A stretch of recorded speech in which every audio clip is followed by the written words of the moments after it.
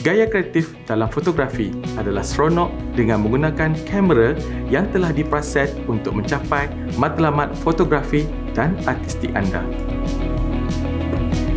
Namun, hari ini saya akan menunjukkan cara yang lebih unik dalam menghasilkan karya kreatif penuh imajinasi dari hasil tangkapan anda menggunakan kamera. Assalamualaikum dan salam sejahtera. Saya Cikgu Abdul Rahim, pengajar grafik di Kolej Vokasional Balik Pulau, Pulau Pinang. Apa khabar pelajar sekalian? Saya harap semua dalam keadaan sihat dan ceria. Pada episod kali ini, saya akan menerangkan tentang subtopik kedua, iaitu manipulasi imej. Jom kita imbas kembali topik lepas sebelum meneruskan pembelajaran kita hari ini. Diharap anda masih ingat ya. Bagi topik lepas, kita telah belajar tentang definisi teknologi fotografi dari era konvensional hingga ke era digital, mengenal pasti ciri-ciri kamera dan aksesorinya, prinsip dan teknik yang diaplikasikan dalam seni fotografi. Baiklah, kita teruskan dengan topik pembelajaran kita pada hari ini, iaitu mengenal pasti keperluan kerja bagi manipulasi imej. Subtopik ini sangat menarik dan unik ya para pelajar.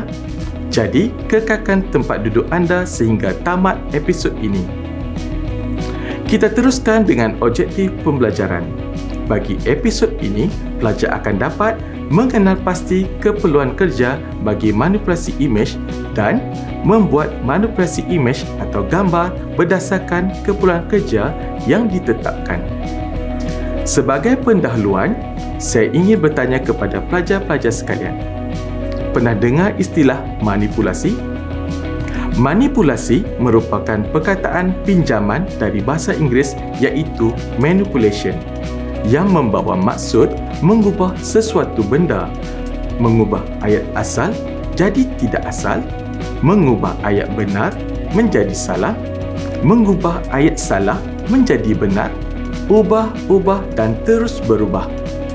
Manipulasi sering dilakukan secara ilmiah iaitu melalui penulisan. Namun, kali ini kita menggunakan manipulasi dalam menghasilkan karya grafik.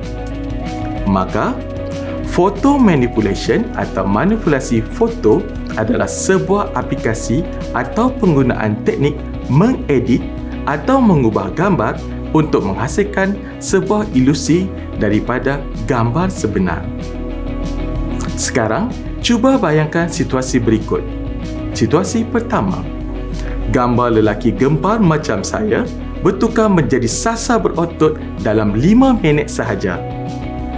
Okey, untuk situasi kedua, imej kanak-kanak perempuan menjadi pari-pari cantik di istana fantasi indah yang tiada malam.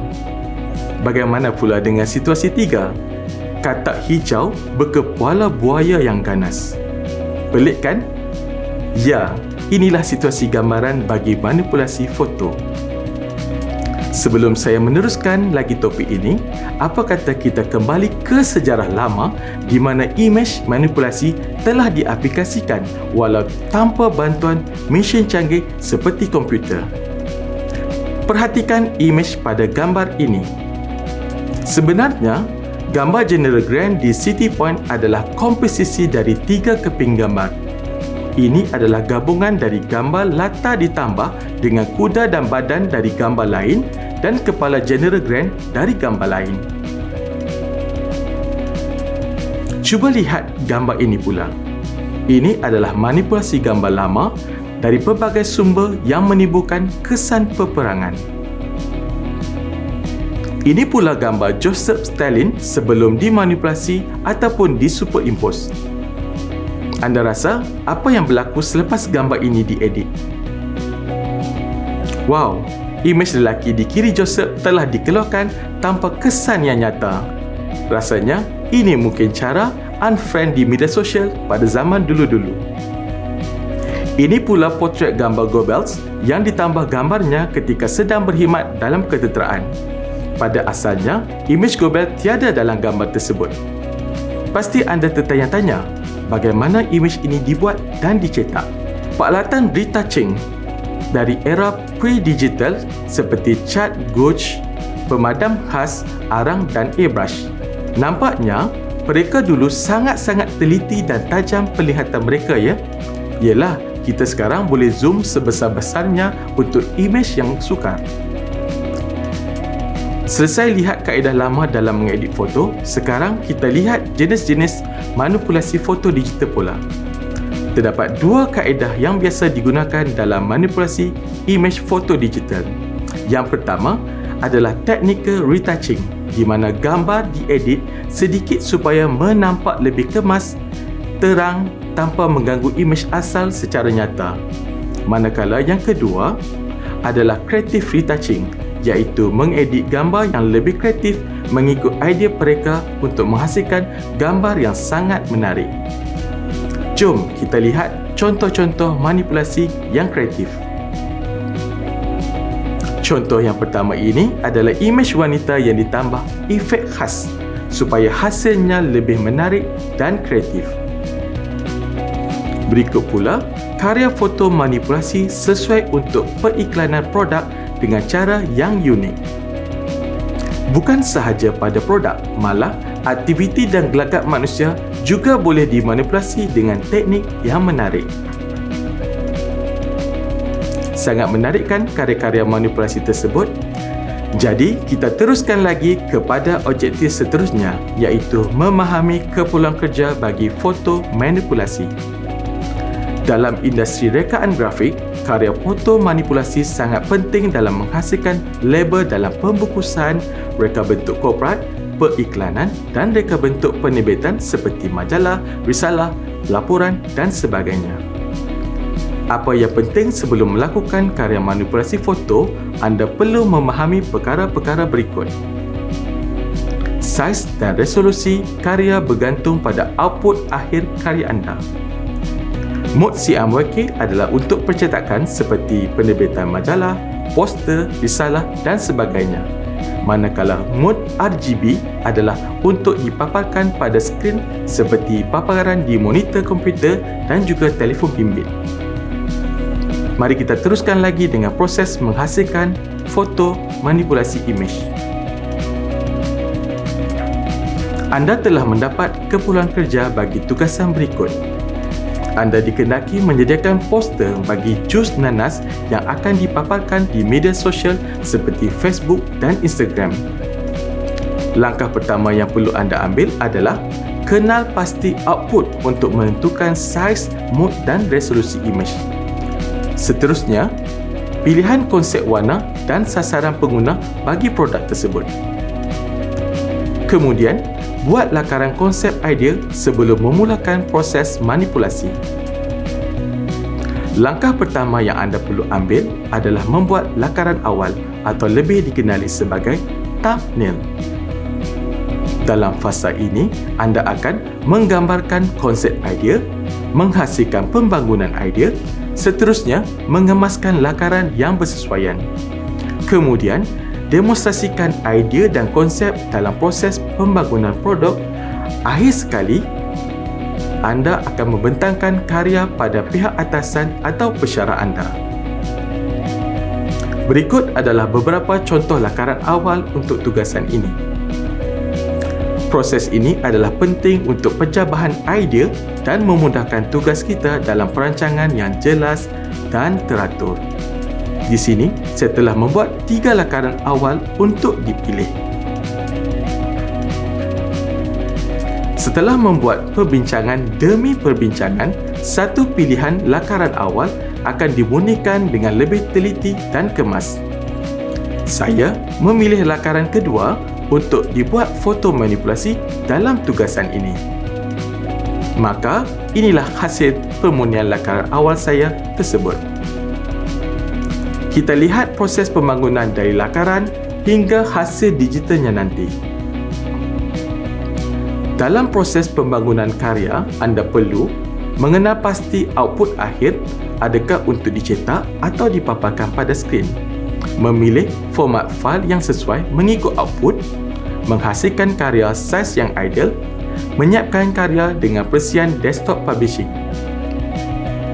Sekarang, saya akan mula demonstrasi amali menghasilkan foto manipulasi. Kriteria sebelum memulakan kerja amali ini adalah output. Dia adalah poster di skrin bagi media sosial. Jadi, formatnya sama ada PNG atau JPEG. Mode yang sesuai adalah mode RGB. Jenis image adalah image raster iaitu manipulation. Resolution kita tetapkan kepada 72 dot per inch dan saiznya adalah 4:5 iaitu 1080 darab 1350 piksel. Untuk kali ini, kita fokus dulu pada periklanan di media sosial popular seperti Instagram. Untuk pengetahuan anda, terdapat 3 saiz yang ideal untuk hal ini. Yang pertama adalah menegak dengan nisbah 4:3. Seterusnya, saiz segi 4 sama dengan nisbah 1:1. Dan akhir sekali, saiz melintang dengan nisbah 1.91:1. Jadi, kita pilih yang pertama iaitu menegak untuk karya kita. Baiklah para pelajar, untuk modul kali ini berkaitan fotografi kan? Saya mahukan anda mengambil gambar sendiri image premier di mana image tersebut bukan disalin, dimuat turun atau didapati daripada mana-mana sumber sekunder. Jadi, kita akan mengambil gambar nanas sendiri mengikut keperluan pengajaran sebelum ini. Sekarang, kita pindahkan image yang telah ditangkap ke dalam komputer untuk diedit. Jom, kita mulakan sekarang. Kita mulakan dengan membuka aplikasi Adobe Photoshop. Kemudian, kita setkan ketinggian pada 1080 darab 1350 piksel.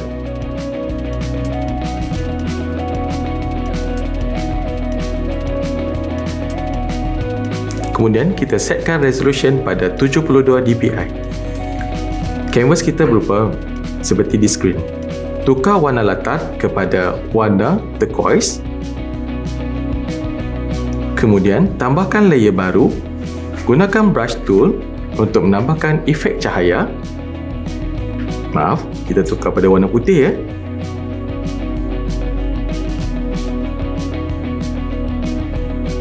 Okey, tambahkan efek lebih lagi. Kemudian pergi ke new file, tambahkan image nanas.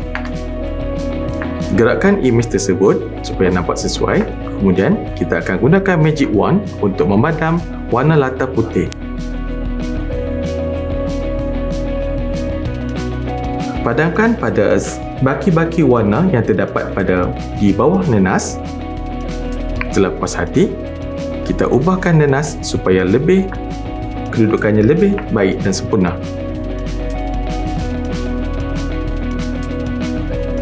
Potong image menjadi layer dengan menggunakan pen tool.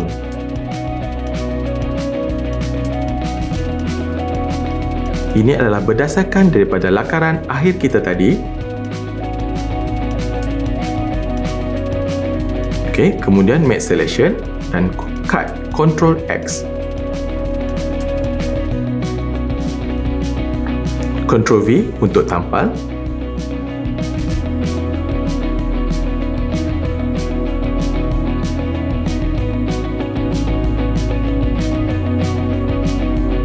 Okey, kita delete pada layer yang sebelum ni.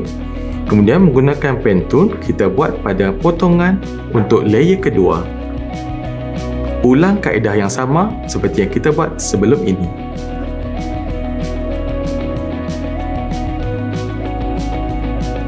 Make selection, OK, dan cut Ctrl X.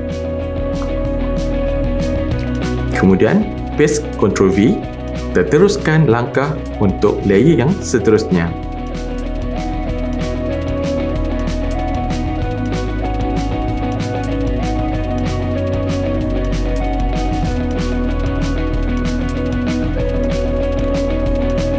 Make selection, OK, dan cut.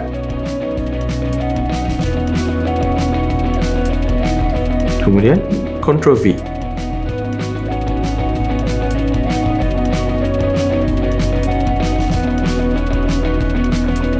Kita Kita susun potongan-potongan buah nanas ini mengikut lakaran akhir kita tadi.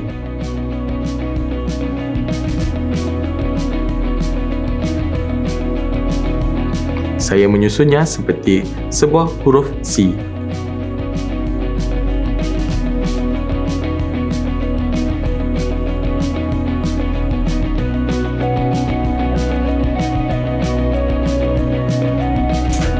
Setelah bersepuh hati, kita akan tambah untuk kesan bujur potongan buah.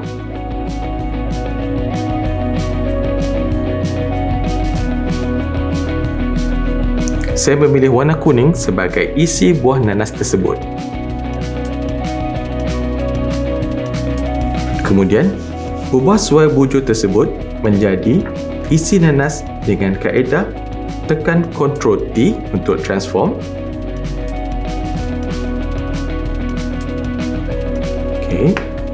Kemudian wrapkan bentuk bulatan tersebut supaya kesannya nampak lebih realistik.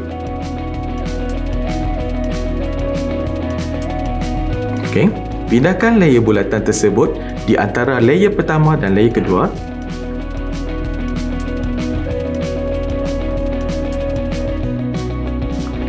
Saya buat masking untuk menambahkan efek bayang pada lapisan potongan. Gunakan brush tool. Pilih warna lebih gelap daripada warna asal.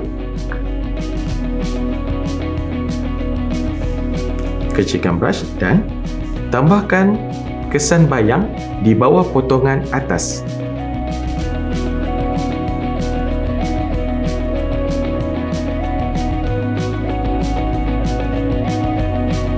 Nampak kesannya lebih nyata daripada sebelum ini. Kemudian, kopikan layer tersebut.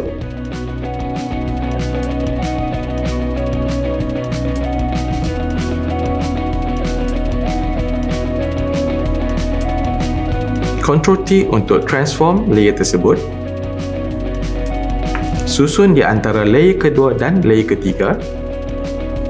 Kemudian, salin layer tersebut untuk layer ketiga dan keempat. Ctrl Transform untuk mengubah suai oval tersebut. Baik, setelah bersepuh hati, kita akan tambah kesan percikan kuning.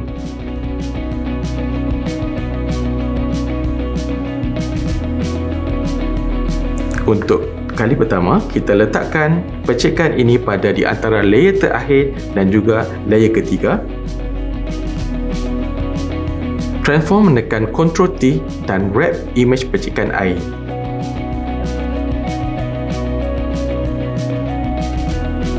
Anda boleh mengubah percikan air ini mengikut cita rasa anda.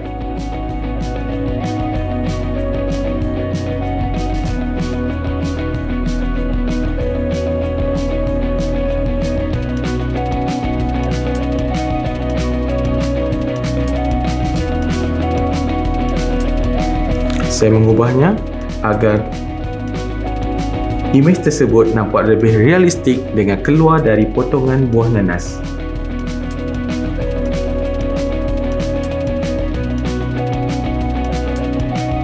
Setelah sepupu hati, tekan Enter. Rendahkan opacity layer percikan air menjadi 80%. Kemudian tambah masking dan kita padam menggunakan brush tool. Zoomkan supaya imej anda lebih jelas untuk memadam warna percikan air tersebut.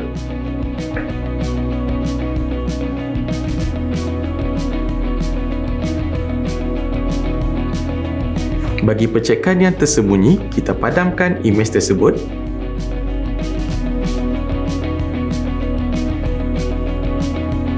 Teruskan memadam pada layer bawah.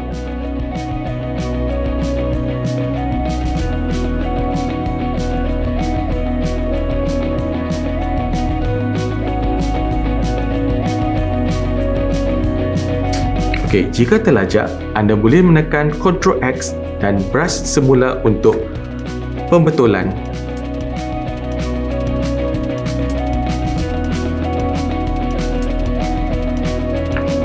Kita kemaskan imej kita.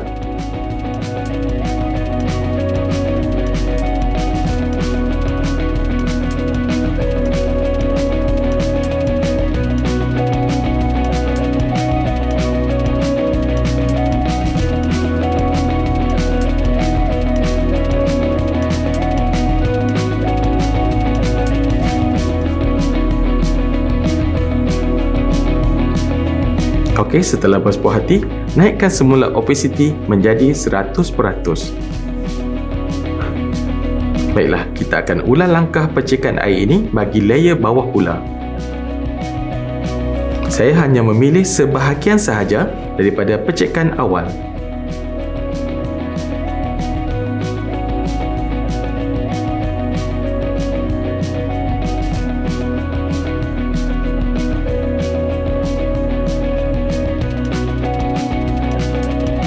Disebabkan imej air adalah abstrak, jadi anda bebas untuk mengubah bentuknya. Baiklah, saya letak di sini. Kemudian saya akan wrapkan imej ini menjadi lebih realistik. Setelah puas hati, saya menggunakan masking dan juga brush tool untuk mengemaskinkan imej tersebut supaya lebih jelas.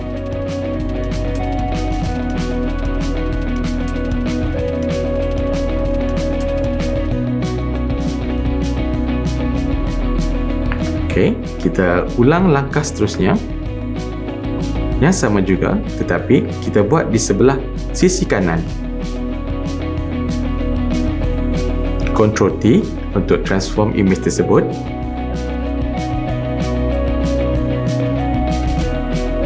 Kemudian saya akan wrap bagi bersesuaian dengan layer yang terbuka.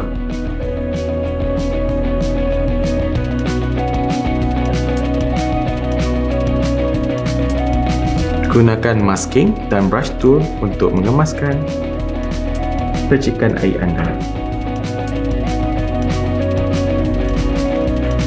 Okey, setelah anda berpuas hati, kita buat untuk percikan yang terakhir.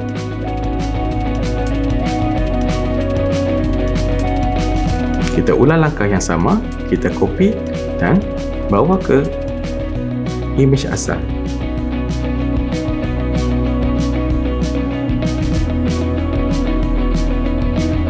Ctrl transform.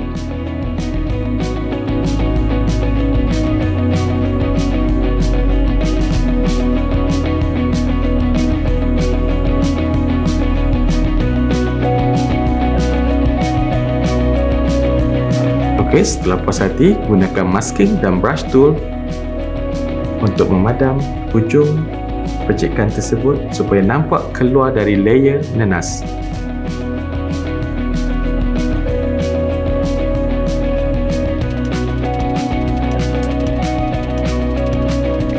Okey, kita kemaskan karya kita.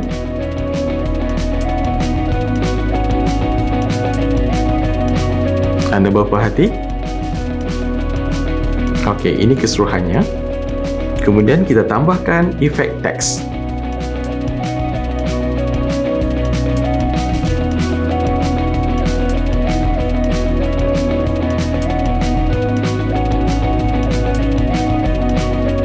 Saya menukar imej tersebut kepada berwarna putih.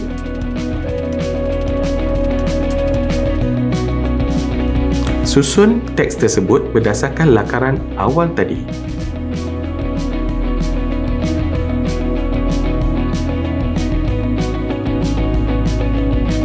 Untuk perkataan jus, saya menggunakan font yang sama tetapi saiz yang lebih besar.